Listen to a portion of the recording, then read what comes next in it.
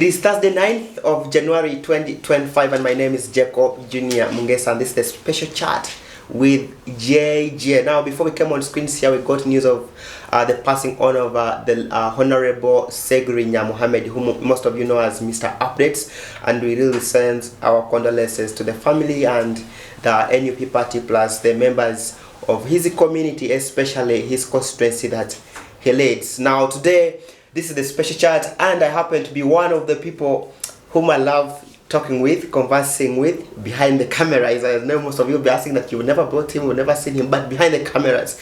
And he's a Somali friend of mine. Now we want to talk about the contribution of international students in the communities they live in here in Uganda, and also how they contribute to development back home even when they are away, because we know development in places or development in a country depends mostly on youths. No doubt about that. Maybe Mr. you can introduce yourself to our viewer.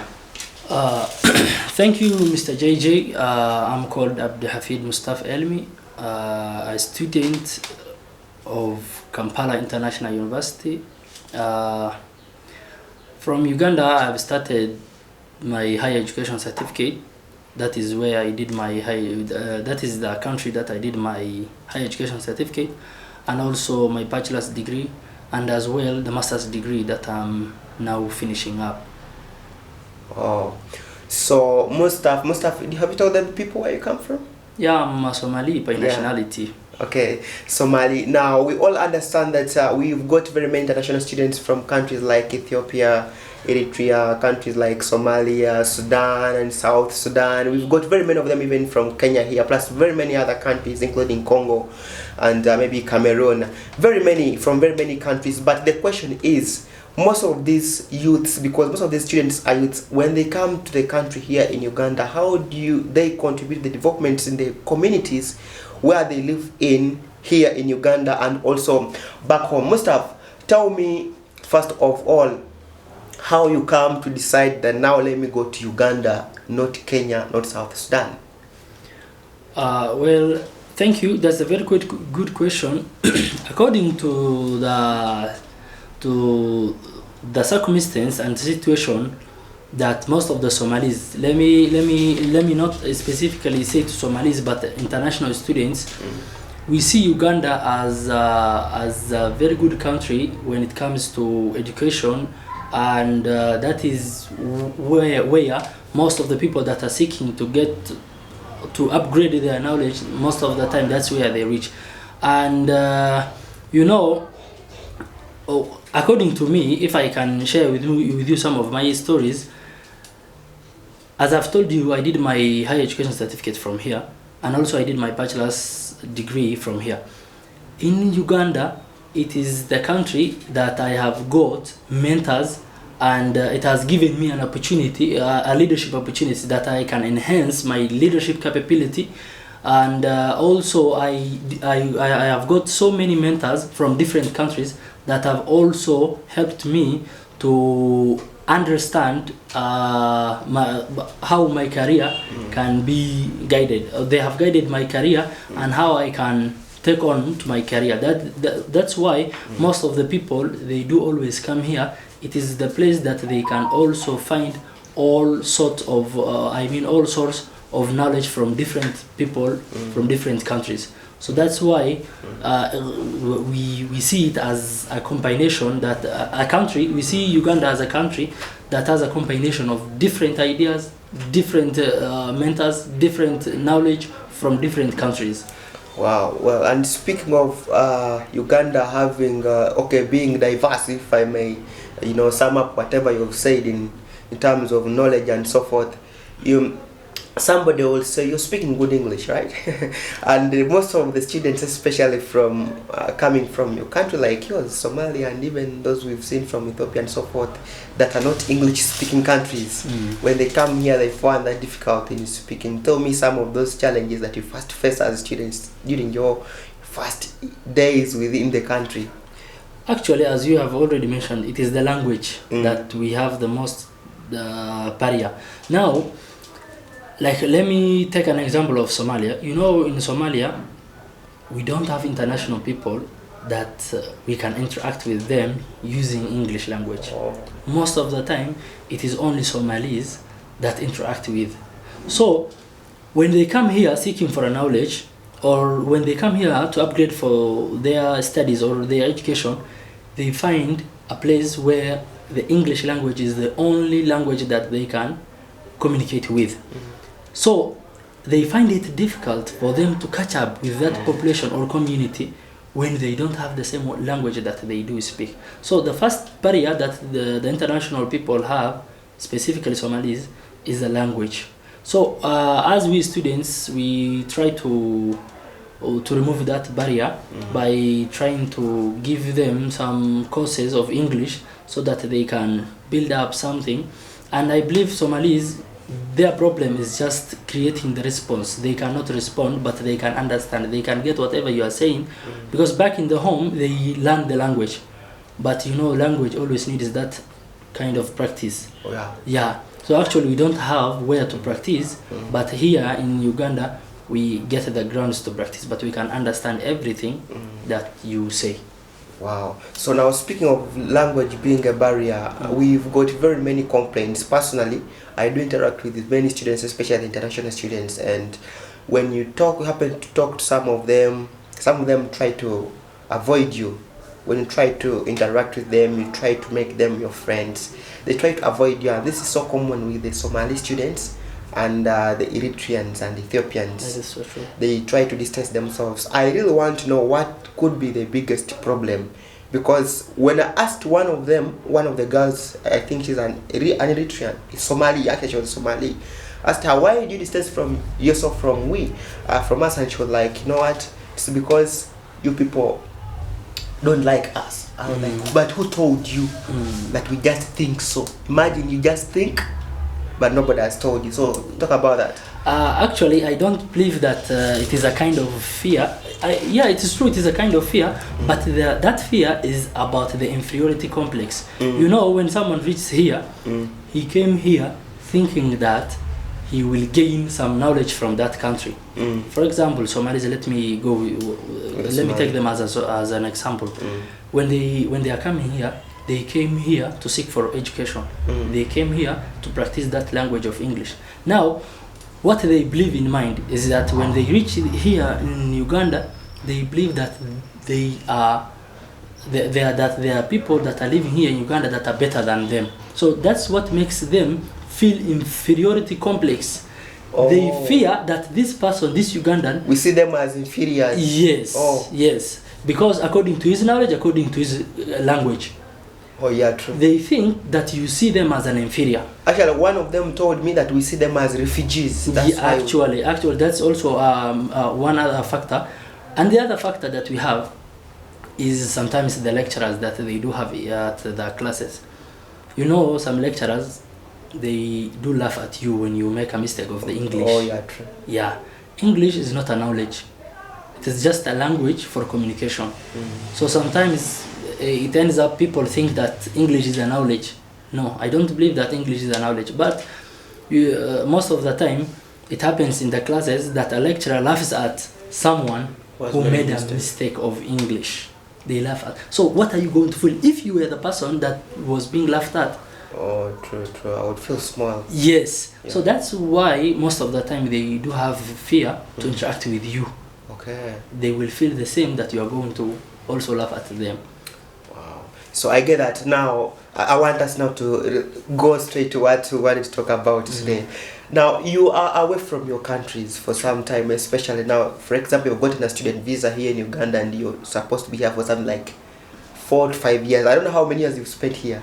How many? Like 6 now, years. like now 6 years. 7. Yes, we all know that most of our countries here, especially in Africa, develop because of the activeness of the youths back home.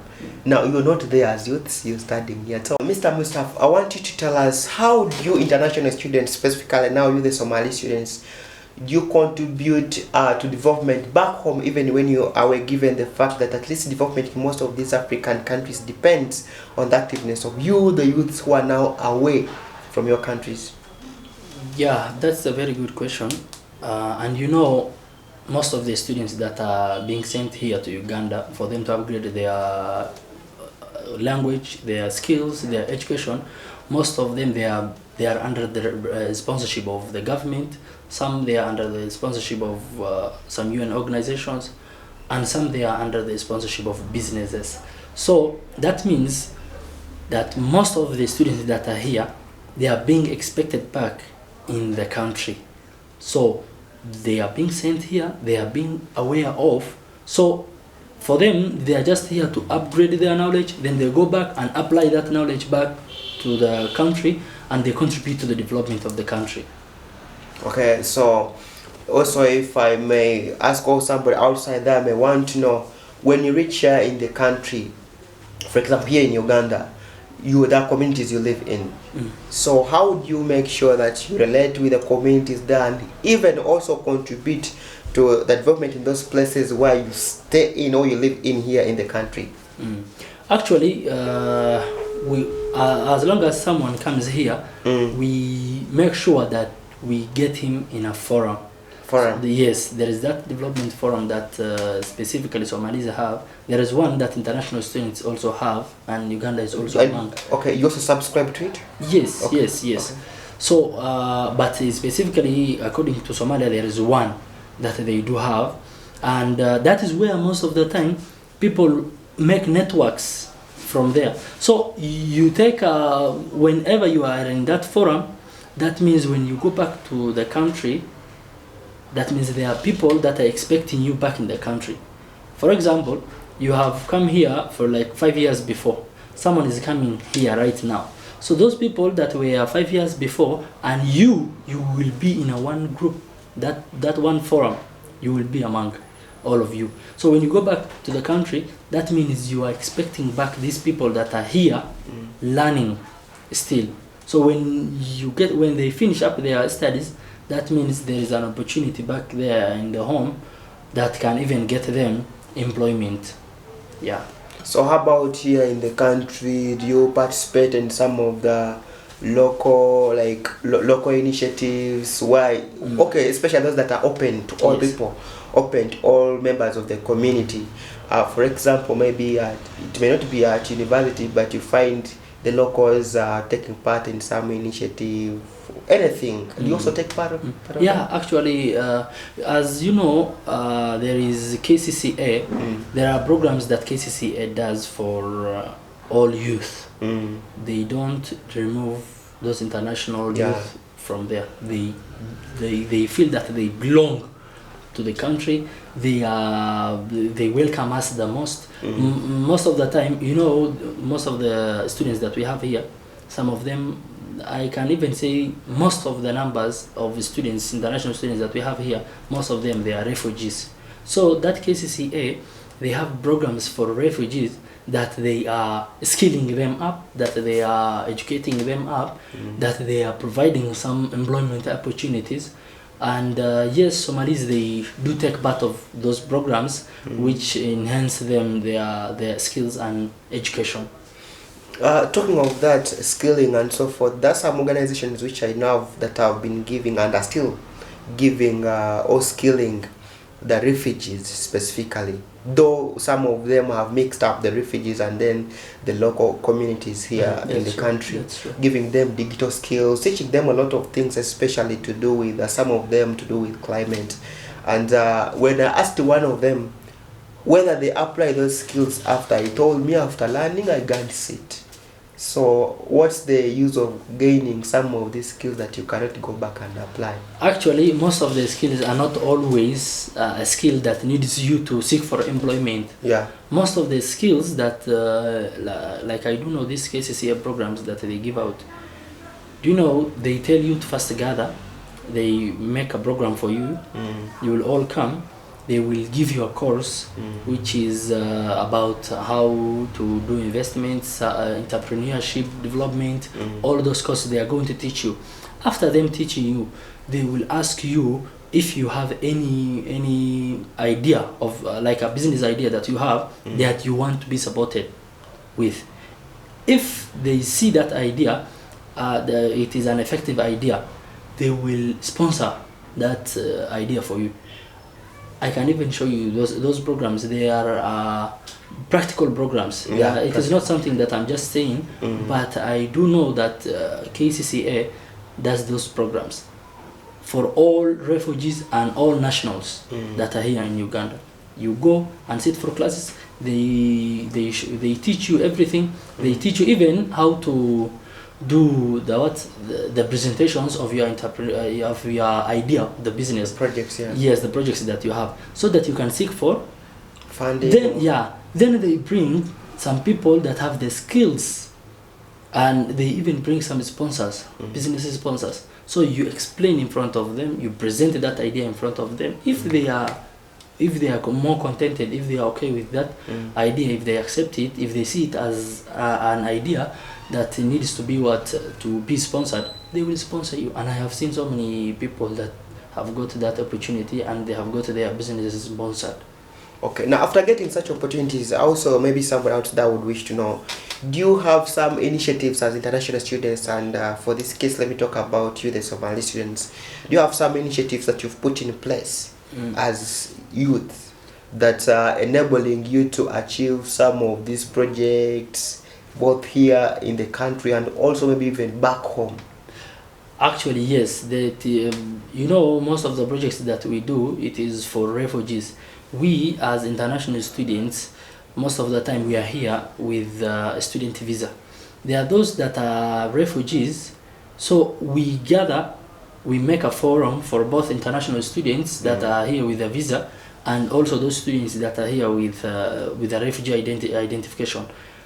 We both collaborate and make an organization that works the betterment of each and every one of the others. Like we have an organization called IDA Refugee Initiative.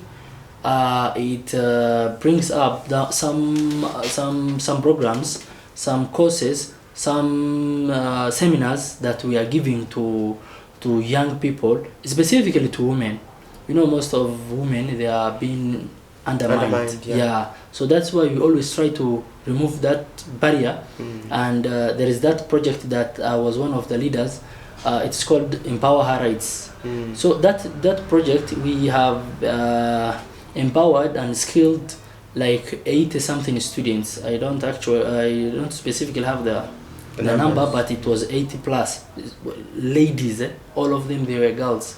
So we have empowered them, we have given them skills. Now we have the report that 40-something they are doing their own business.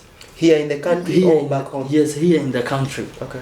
Because refugees, they can't go back to their country.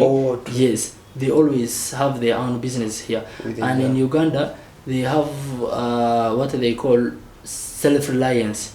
So as a refugee, there is no policy which is going to stop you as long as you are not doing illegal business. If you have the idea of a business, you can be as the national person. You can invest in your business, you can do whatever you want. That's the self-reliance. Yeah.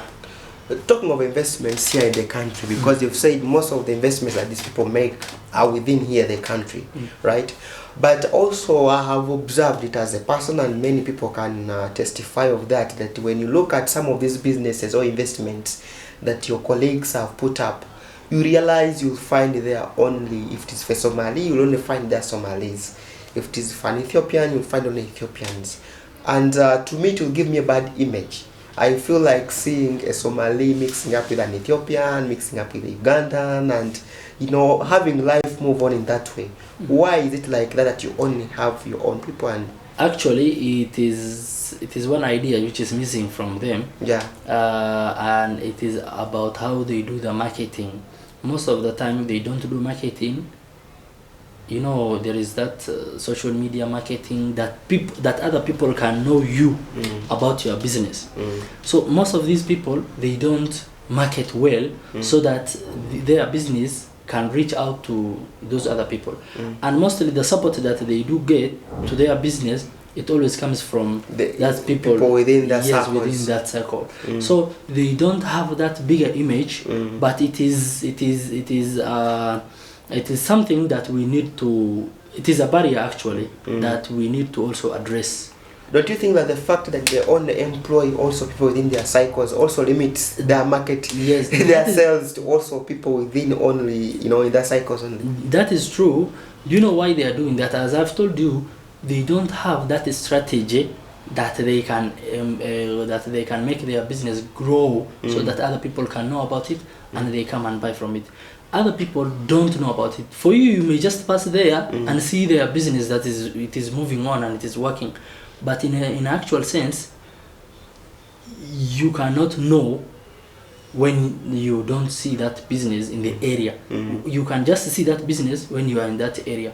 Are you getting? So most of the time, that is the problem that makes their business unknown to those other people. Yeah. Yeah. Maybe I'm sure you'll also send a message to them that at least when you have a business, I don't know, but to me, I feel better when I see Ugandan working with a Somali who is working in a Somali shop. It is something that needs to be in a restaurant. Yeah. So now I want you tell me something before I go for a break. Do you have like initiatives or forums that bring together students here in the country here Nationals? And those back home?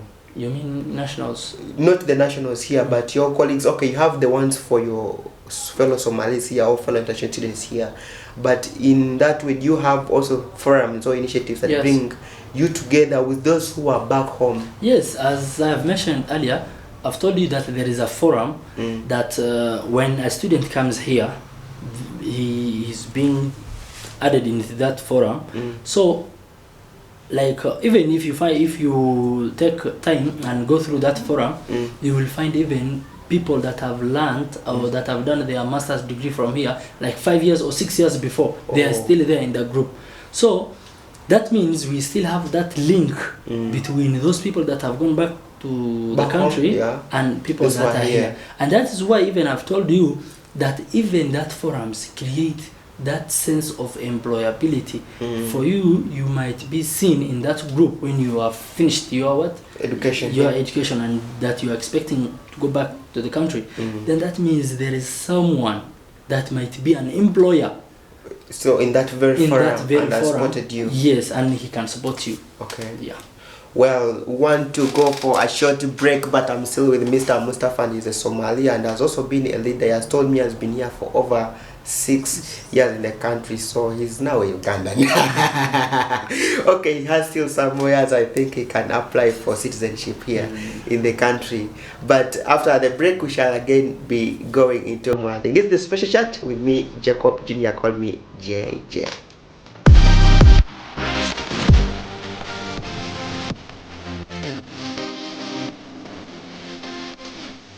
Wanting okusanga Lebron L. Harand, Nadoka Guteka Munaba Musambuano, Kusanga Anono, Nadoka Salakejita, Nadoka Gua Foden, for the Ogambo Temunanga David Rutaro, Agambia and Dewan or Emirates, Kawamia.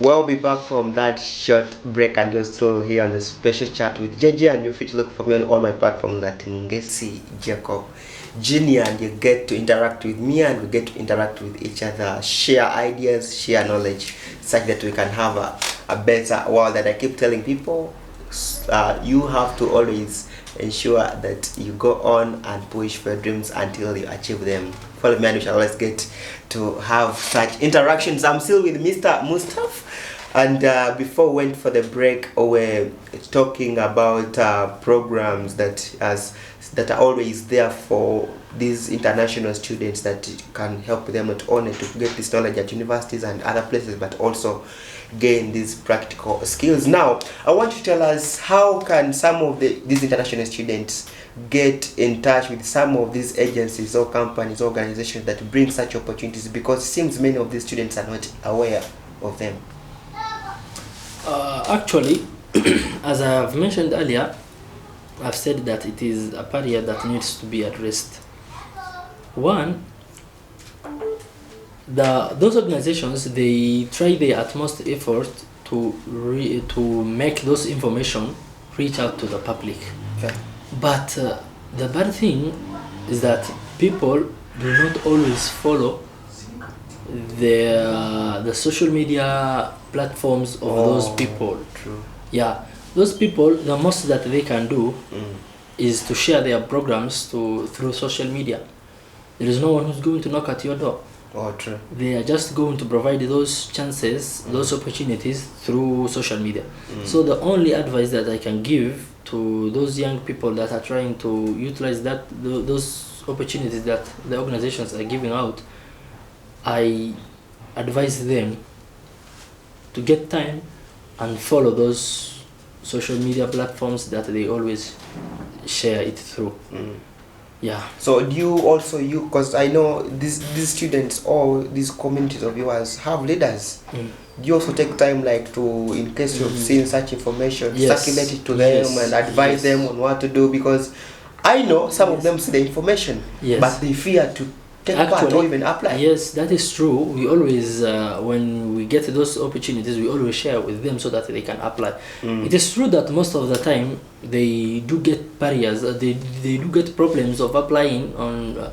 They don't even know how to apply it most of the time, and they do have a fear on applying. We mostly help them to apply that, and that's why I've told you that we have got 80 beneficiaries on our project. Remember that project? It was being sponsored by some big organization through us. We were the ones that were to bring those people that can benefit from, and those were the forums that we have used to collect all those people so that they can benefit from the program. Okay, there was a program that I personally a beneficiary, and that program was bringing together locals here, nationals here, and some refugees, and we had Somalis, Eritreans, Congolese in that program, and it was a digital skills program. But we started very many with refugee students, but later on they reduced, and when I tried to reach out to some of them individually, asking them why they were not coming, they were telling me, we are finding it hard to relate with you, but they could not give the exact problem, how exactly they were failing to relate, and how they were failing to understand what we were doing there. There are different factors that contribute to that problem. It is not just one factor. The factor that you are now mentioning is one, but there are some other major factors that should be considered. One is the person, when he is ready for this thing, he can use that opportunity there. Most of the people, most of refugees, you will find them when they are not ready for the opportunity. Even if you call them, even if you tell them that there is this opportunity, like for example, the program that I was telling you that they will sponsor for you that idea of yours, it needed like 1 month of course. You should first do that course of 1 month. Even if you have the idea, even if you already have the idea, they will first teach you how to do your presentations. That's what they call pitching, business proposal pitching. How do you present this idea of yours to the sponsors so that you will be equipped with the knowledge and skills of how you are going to present it. They were taking the people through a 1 month course. People don't want to sit and learn that course. But at the end of the day, there will be that opportunity that you will get standing in front of the sponsors and you convince them of your idea. So when you don't finish up that 1 month, you will not be able to, they will not allow you because you don't have the initial knowledge. Yes, that you were supposed to have when you are reaching at this stage. Okay. So they can't just take you in front of business owners. Those business people, they can't waste their time. So most of the time, people don't want to sit and learn at first. Okay. Are you getting? Yeah. So that's also one major factor that is contributing to people not take part of the opportunities. Then the other thing, I realized in some of these programs, you'll find males only. You don't see the females, you don't see the women, you don't see the girls. That is true, and that is why most of the time it is the men that always follow up those opportunities. It is them that always seek for those opportunities. That's why most of the organizations now, they never accept applications from men. Men. Because they know yes, men because are they aggressive. Yes. I have even realized that some people, they are just in the applications, they are just saying that they are female. Females are men.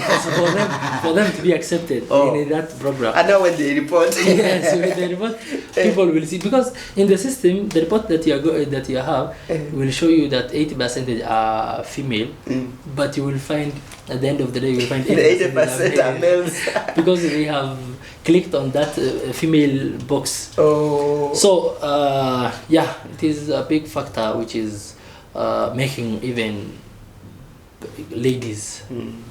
But can that be managed? Can that be managed? Because I remember visiting you people at your offices sometime, and I was very happy the way a lady was talking, and like, wow, if this was the thing everywhere. You know, most of the time, as we have talked about the inferiority complex, it is the ladies that always have inferiority complex, because they feel that they feel that men are superior than them. So they always feel that when there is a man there, she's not needed. That is why most of the time they don't want to take part of the opportunities. They don't want to take part of the programs that are being released. Are you getting? But it is a very big challenge that needs to be addressed, and most of the organizations that they are trying their level best to address it. Okay. And I believe next 5 years or 10 years there will be an equality according to the gender. So how active are they back home in terms of employability, the females? These latest years, they are getting a bigger number than they used to be. Okay. Yeah. So there is a good future for them if they are well prepared for it. You know, sometimes the opportunity can knock at your door when you're not prepared for it. Yeah. I believe most of the ladies, they are not well prepared for the opportunities that are being given out. But I believe those that are prepared for it will take that opportunity and they will shine. Wow. So now we're talking of your colleagues here in the country. I'm sure for you here on a student visa, but the others who are here just studying, but with a student, the refugee identities, and they're not here. They're not here as you who have come here willingly. The others who have been forced into Uganda because of the structures back home, the situation there, the insecurity and the wars, the civil wars back home there. So I want you to tell us, like, when you reach here and you come together as students, do you have any initiatives that you do to ensure that you preach peace back home, to stabilize your country back home so that things go back to normal? Actually, the Ideal Refugee Initiative that I have mentioned about, it is the organization that we have now, that we always help these people of ours to make them understand the importance of the peace. You know, when they are here, we have the biggest opportunity that we can practically show them what peace looks like. Back home in the country, Somalia collapsed in 1991. So that means those people that are 30 years old now, that means they have never seen peace back in the country. They have never seen when their country, Somalia, is peace. So we take the opportunity that we show them how peace looks like in Uganda. Wow. Yeah, that is it is a factor that we use for them to see how peace looks like.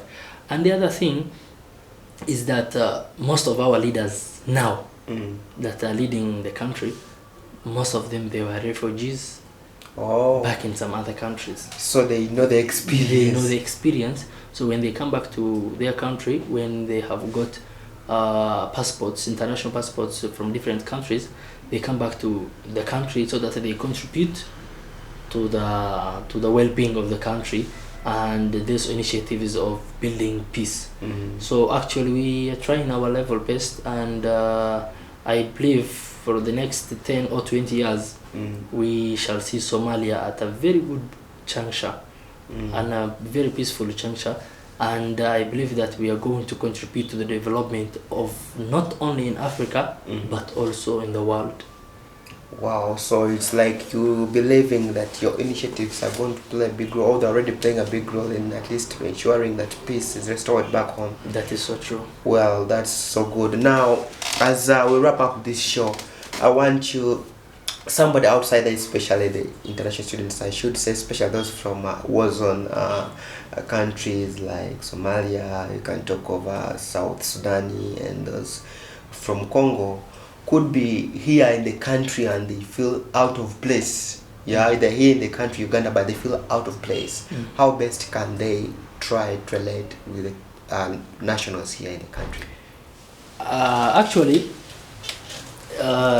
still we have that problem of the fear, which we mostly feel the inferiority complex. And some of the major things that contribute to the inferiority complex is that when we come here to Uganda, the culture is different, the people are different, the language is different, everything is different.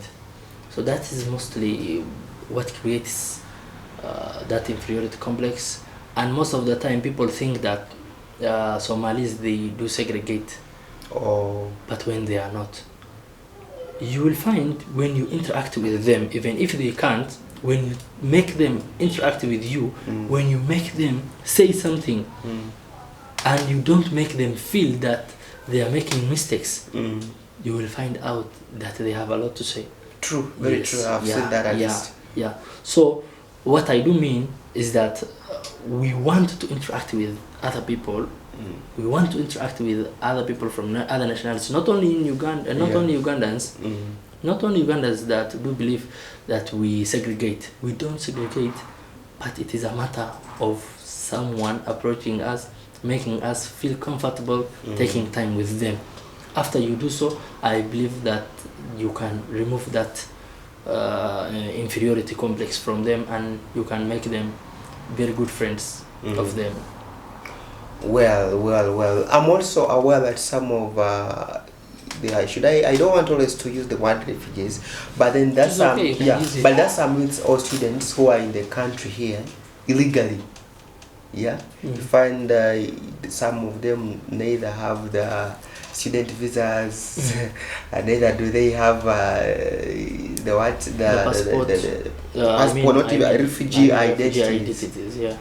Maybe if they're watching, what can you tell them?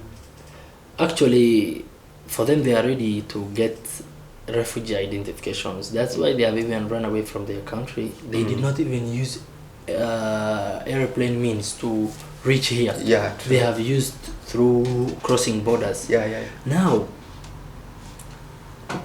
the problem that we are now having here in Uganda is that we are not registering refugees.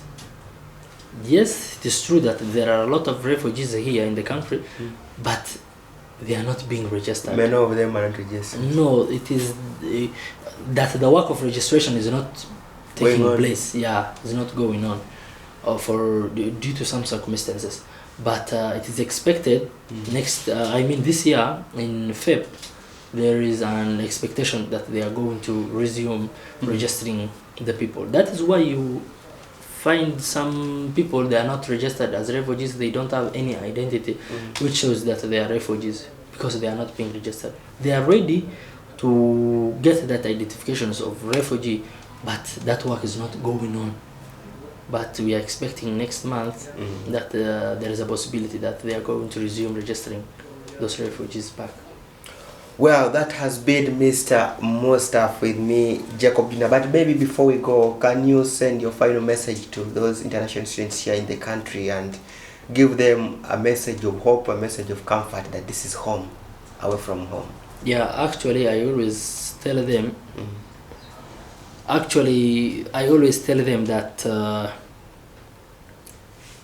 That you feel at home.